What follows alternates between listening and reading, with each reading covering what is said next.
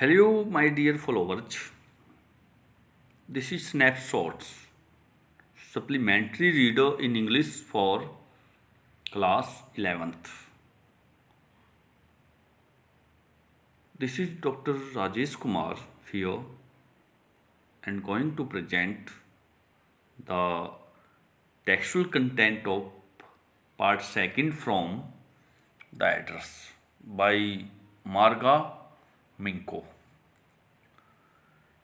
इस पार्ट की बिगनिंग करने से पहले मैं आपसे कुछ बातें शेयर करना चाहूँगा। देखिए, मैंने प्रत्येक टेक्सचुअल कंटेंट के डिस्क्रिप्शन में कुछ लिंक्स प्रोवाइड किए हैं।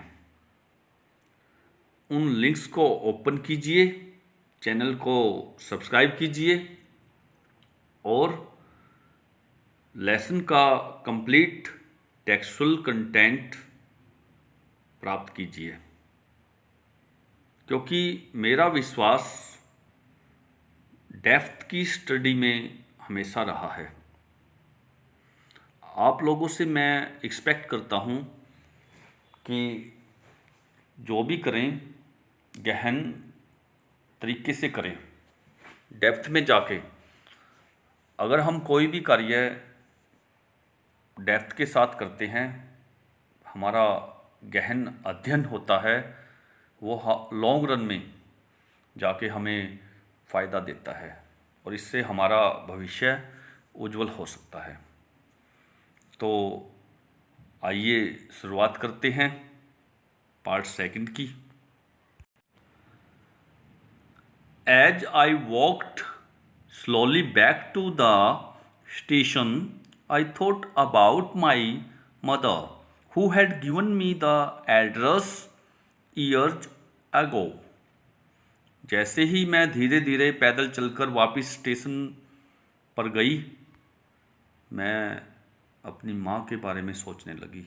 वो माँ जिसने वर्षों पहले वो पता मुझे दिया था, वो एड्रेस मुझे दिया था।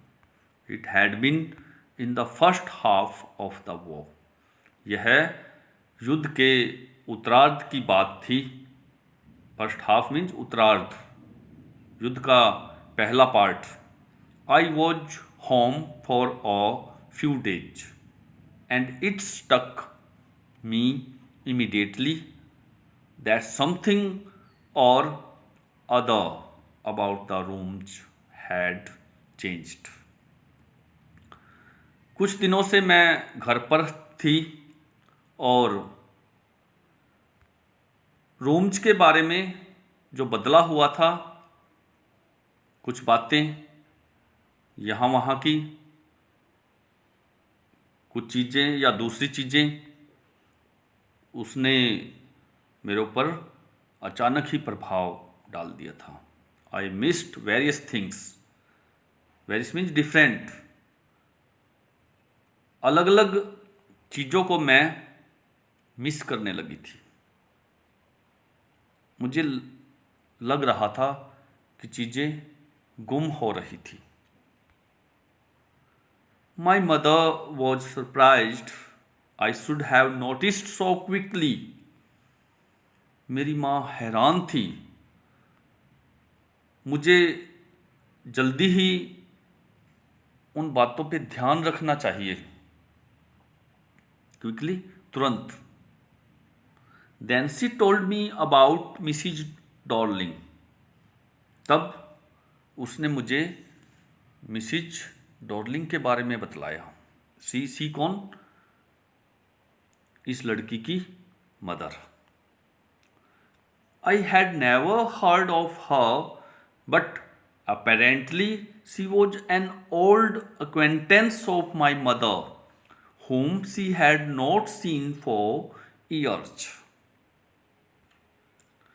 मैंने उस औरत के बारे में पहले कभी नहीं सुना हुआ था, लेकिन apparently मीन्स क्लियरली, लेकिन स्पष्ट तौर पे, यहाँ पे अपरेंट के बाद ly आया है। यह एडवर्ब है, क्रिया विशेषण है। अपरेंटली इसको सिनोनिमसली हम क्लियरली भी बोलेंगे, लेकिन ये बात स्पष्ट थी कि she was an old acquaintance of my mother, वह औरत मेरी माँ की जान पहचान की थी। अक्वेंटेंस मीन्स जान पहचान। इस स्पेल को आप लर्न भी करोगे, क्योंकि इस तरह की डिफ़िकल्ट स्पेल को आप लर्न करोगे तो आपका वोकैब भी बढ़ेगा। आप अपनी कॉपी पे राइट कीजिए, वर्ड्स मीनिंग भी लिखिए। एक्वेंटेंस जान पहचान की। whom she had not seen for years, जिसको वो वर्षों तक नहीं देख पाई थी।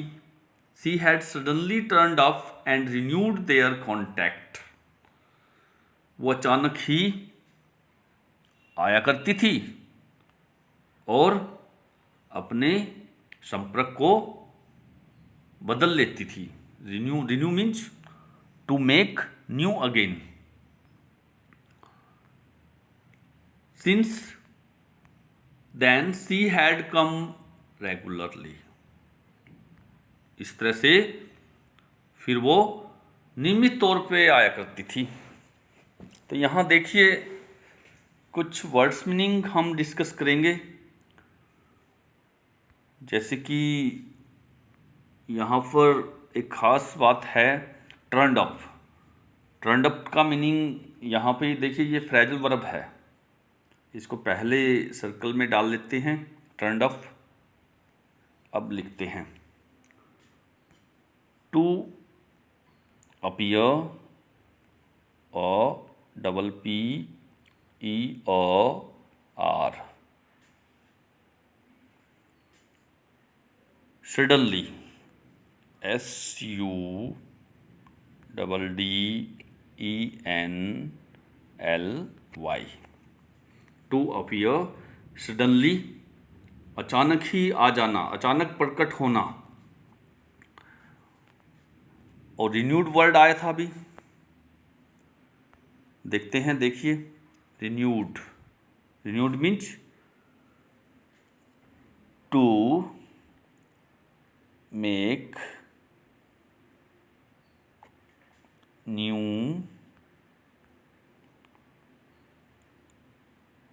अगेन। ओके, सो आइए नेक्स्ट पैरा देखते हैं। Every time she lives here she takes something home with her, said my mother. मेरी माँ कहने लगी, हर बार वह यहाँ से जाती थी और अपने साथ घर से कुछ न कुछ ले जाया करती थी। मीन्स कहने का मतलब क्या है, मेरी माँ ने कहा था हर बार वो आती है और यहाँ से अपने साथ कुछ न कुछ लेकर चली जाती है। She took all the table silver in one go, एक बार में ही वह सारी टेबल की सिल्वर लेकर चली गई थी। And then the antique plates that hung there, और फिर वो एंटीक प्लेट्स जो वहाँ लटकी हुई थी वो लेकर चली गई। यहाँ पर एंटीक का मीनिंग देखते हैं। Antique belonging to former time, BELONGING,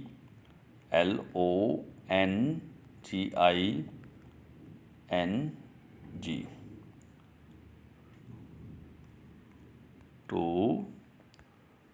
farmer time, पहले के समय की चीज़ें। मीन्स इसको हम ओल्ड फैशन्ड भी बोलेंगे।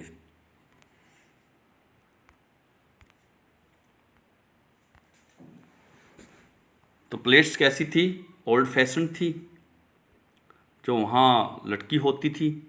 She had trouble logging those large washes, and I am worried she got a crick in her back from the crockery. उसने तो मुसीबत में डाला हुआ था उन बड़े बड़े फूलदानों को. लगिंग मीन ड्रगिंग, खींच के ले जाना. The process by which something is lugged from one place to another. जब वो बिलोंगिंग्स, वो सारी चीज़ें यहाँ से वहाँ जाया करती थी, तो ये बड़ी मुसीबत की बात थी. जब वापस लौटाने का समय आता था तो उनमें, उन क्रॉकरी में कुछ न कुछ क्रिक जरूर आना था. इस बात से मैं चिंतित थी. माई मदर सुक हर हैड पिटिंगली. दया से भर के मेरी माँ ने अपने सर को हिलाया. सुक सुक मीन्स हिलाना. I would never have dared ask her.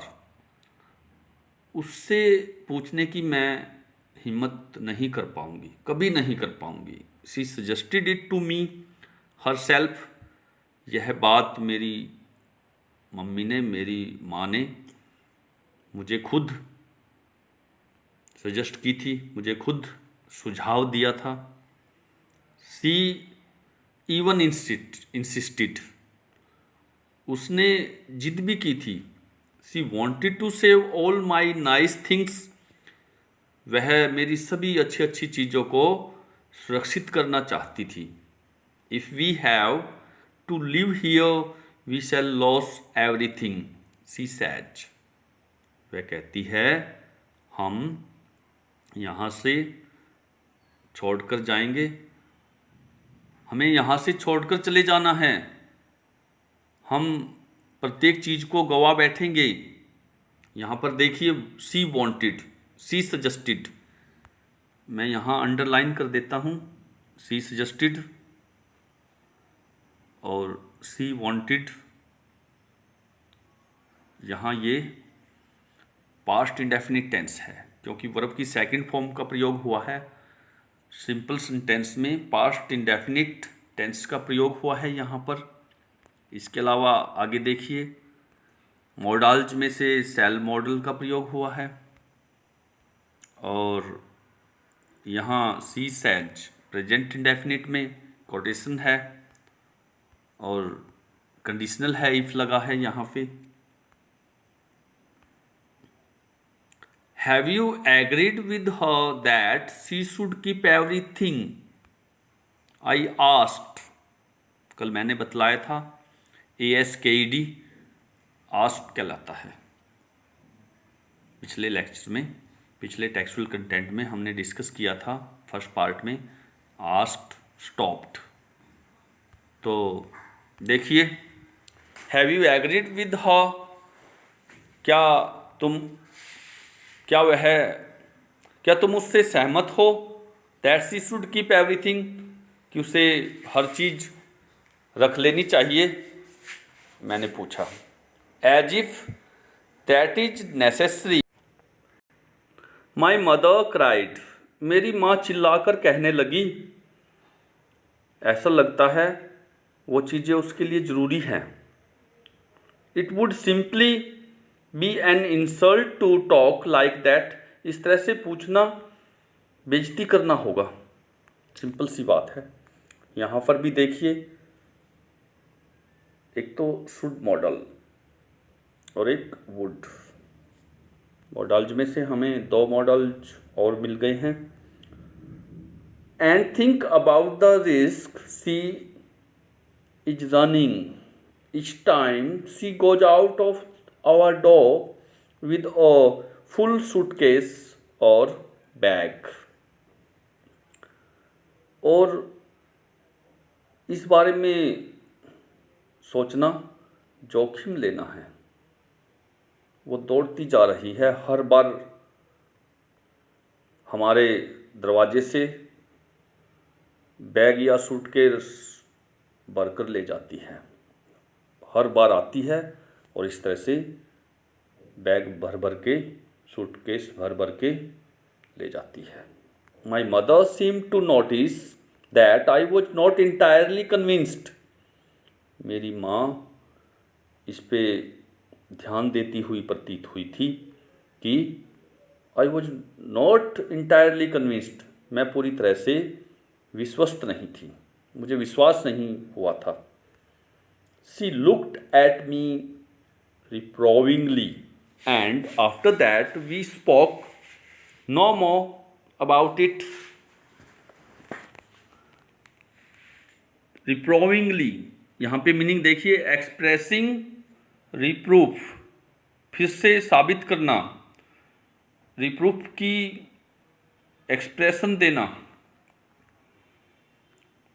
तो उसने मुझे रिप्रूविंगली देखा. अभी थोड़ी देर पहले ही मैंने बतलाया था लुक्ड. एंड आफ्टर दैट, और उसके बाद we spoke no more about it, इसके बारे में हम और नहीं अधिक नहीं बोले. Meanwhile, I had arrived at the station without having paid much attention to things on the way. इसी बीच मैं स्टेशन पे बिना अधिक ध्यान दिए रास्ते में उन बातों की ओर बिना अधिक सोचे हुए मैं स्टेशन पर वापस आ पहुंची थी. I was walking in familiar places again for the first time since the war. युद्ध के दौरान की पहली बार उन अपनी जानी पहचानी जगह के बारे में सोचती हुई मैं पैदल चलती जा रही थी. But I did not want to go further than was necessary. वो चीज़ें ज़रूरी थी, बजाय इसके मैं और आगे बढ़ना नहीं चाहती थी. I didn't want to upset myself with the sight of streets and houses full of memories from a precious time. मैं अपने आप को व्याकुल नहीं करना चाहती थी